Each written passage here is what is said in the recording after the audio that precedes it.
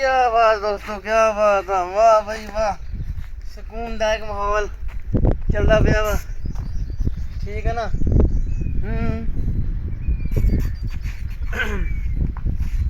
आओ जट्टा वे जट्टा किवें है, की करदा कल्ला बच्चे, कदों आया जेल चों ते हुण केड़े शब च।